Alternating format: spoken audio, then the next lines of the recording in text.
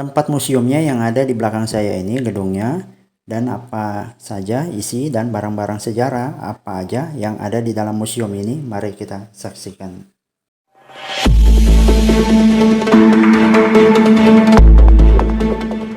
Sejak dulu, Tarakan telah menjadi primadona karena emas hitamnya. Bagi masyarakat lokal, minyak bumi ini adalah anugerah sekaligus musibah. Efek dasarnya adalah ketika Perang Dunia Kedua yang terjadi di kota minyak ini. Dengan gedung baru berarsitektur kolonial, Museum Sejarah Perang Dunia Kedua dan Perminyakan ini membuka tabir penyebab tercetusnya perebutan tambang minyak di kota Tarakan. Di Museum Sejarah Perang Dunia Kedua dan Perminyakan ini, kita dapat melihat sisa dahsyatnya Perang Tarakan yang terjadi 2 kali, yaitu pada tahun 1942 pada saat invasi Jepang kepada tentara Belanda di pulau ini, dan kedua pada tahun 1945 saat balas dendam Australia sebagai sekutu Amerika Serikat yang terdesak oleh gempuran pasukan Jepang di Filipina.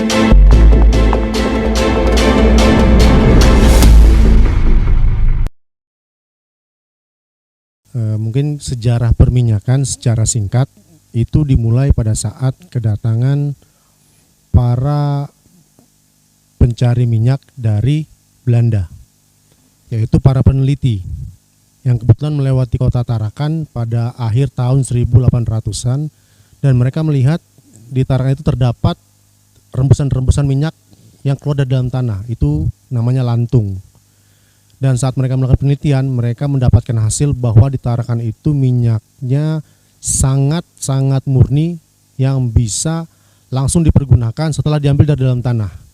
Ya, dimulai pada tahun 1902 itu pasukan Belanda dari berbagai elemen seperti kerajaan, juga ada pengusaha dan juga beberapa militer mulai melakukan eksplorasi minyak di Tarakan. Dan itu membangun tower-tower di sejumlah daerah yang kita kenal dengan saat ini itu adalah daerah Pamusian. Saat pertama melakukan pengeboran, belum ada hasil yang didapat, dan mereka lalu mencoba lagi, dan saat itu mendapatkan minyak dengan jumlah yang sangat fantastis dan dengan kualitas terbaik di dunia saat itu. Jadi Belanda mulai membuat tower yang kita ketahui dengan jumlah total itu ada 1444 tower dibangun selama di Tarakan dengan produksi sampai 2 juta barel. Karena saat itu minyak menjadi primadona di seluruh dunia dan memang dipergunakan untuk kebutuhan perang, Jepang mulai mengincar Tarakan karena dianggap Tarakan punya minyak yang paling baik saat itu. Jadi Jepang mulai melakukan pengintaian di tahun 41. Belanda tapi sudah merasakan itu, dan memang akhirnya Belanda membuat pertahanan-pertahanan untuk mengantisipasi serangan Jepang.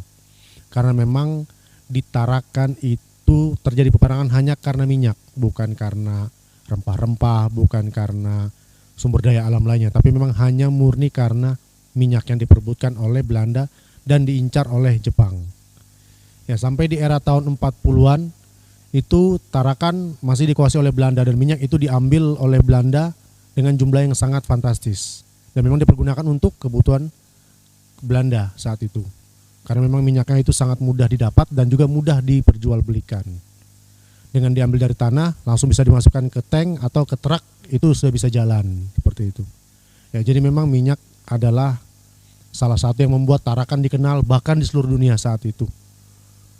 Dilakukan kegiatan eksplorasi minyak itu mulai dari Pamusian sampai ke ujung Juata.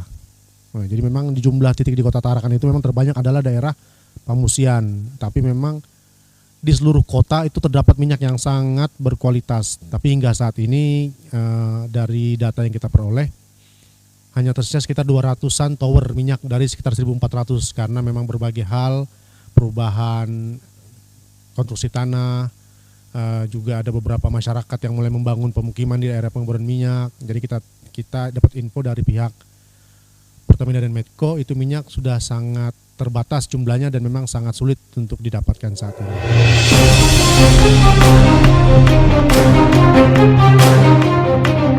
Perang Tarakan pertama dimulai pada tanggal 10 Januari 1942 saat Belanda memerintahkan evakuasi warga sipil dan penghancuran ladang-ladang minyak sebelum Jepang menguasai Tarakan.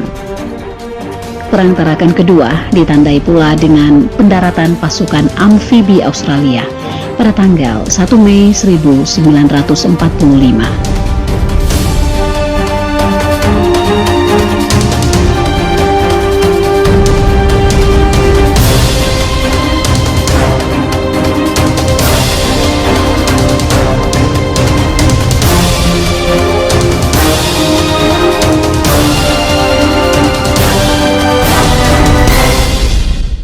Yang saya ketahui memang di kota Tarakan ini terkenal dengan kota minyak. Jadi bangsa-bangsa Eropa itu datang ke kota Tarakan untuk menggali yang ada di Tarakan itu minyak, hasil buminya, dan yang seperti Belanda itu datangnya ini mengenai rempah-rempah kita yang ada di Tarakan. Jadi mereka semua pada ke Tarakan cuman menggali potensi yang ada di kota Tarakan, hasil buminya, minyaknya, seperti itu yang saya ketahui untuk perang Pasifik. Makanya terjadi ininya sama mereka itu tentang perang Pasifik itu.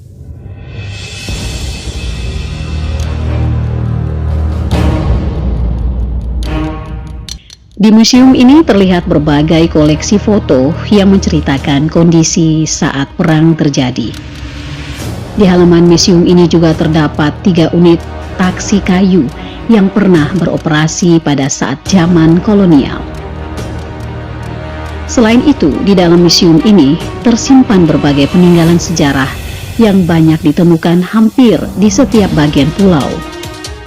Di antaranya, baling-baling dan potongan sayap pesawat Tarakan Air Force, peta strategi penyerangan Sandi Obowan di Pelabuhan Lingkas Ujung, peta tata kota Tarakan pada tahun 1940-an yang dibuat oleh Nevis atau Badan Intelijen Belanda di Hindia Timur, samurai, sangkur bayonet, dan sepatu tentara Jepang yang ditemukan di markas Jepang di daerah Juwata.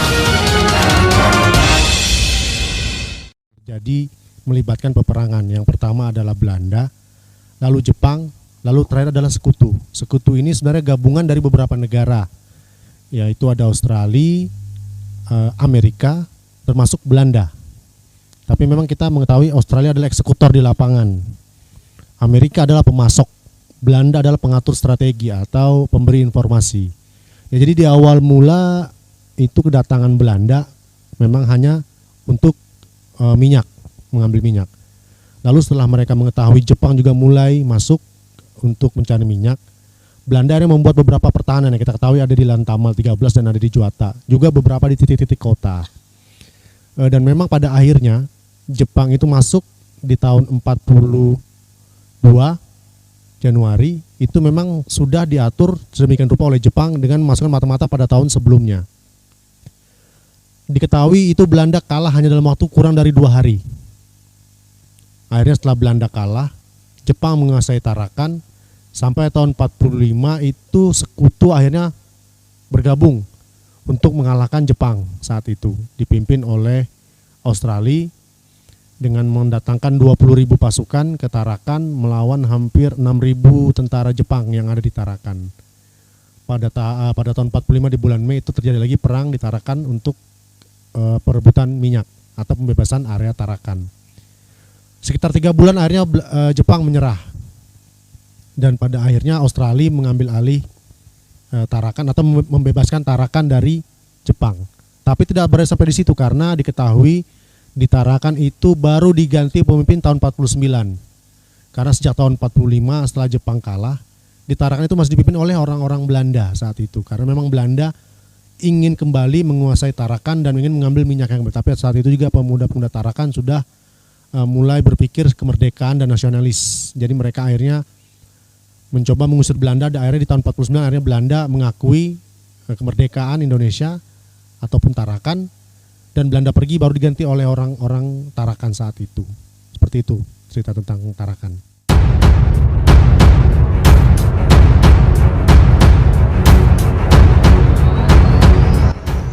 Dengan adanya Museum Sejarah Perang Dunia Kedua dan perminyakan ini, kita turut dapat merasakan betapa tragis sisa dari perang yang tentu saja sudah menelan banyak korban jiwa dan harta benda.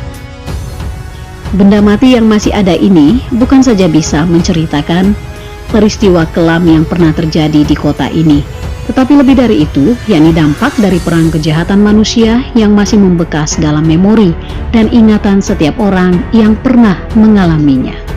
Jangan melupakan sejarah, tetapi belajarlah dari sejarah.